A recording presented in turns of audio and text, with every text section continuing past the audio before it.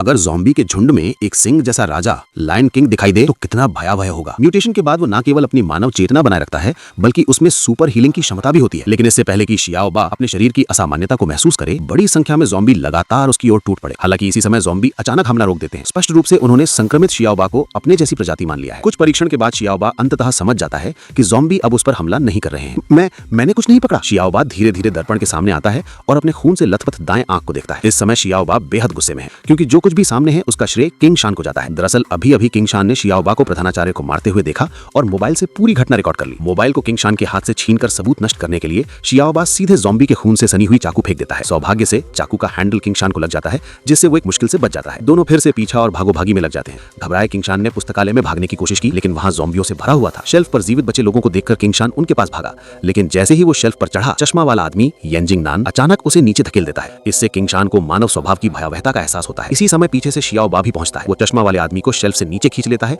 जिससे खुद को थोड़ी देर के लिए बचाने का मौका मिलता है। पुस्तकालय ज़ॉम्बियों से भरा होने के कारण किंग शान को शेल्फ पर चढ़कर छिपना पड़ता है। शियाओबा ने भी उसी के पीछे पीछा करना शुरू कर दिया। इस तरह दोनों शेल्फ के ऊपर पीछा और भागोभागी में लगे रहते हैं। शियाओबा पूरी ताकत से उस पर झपटा, जिससे संतुलन खोने वाले किंग शान शेल्फ से गिर जाता है। सामान्य ज़ॉम्बी उसके ऊपर टूट पड़ते हैं और किंग शान की स्थिति फिर से संकट में पड़ जाती है। सौभाग्य से उसकी चपलता और तेजी उसे बचा लेती है। जैसे ही किंग शान फिर से शेल्फ पर चढ़ता है, शियाओबा पहले ही पीछे से आ चुका होता है। दोनों के बीच संघर्ष के बाद थकान से किंग शान शियाओबा के हाथों जमीन पर दब जाता है।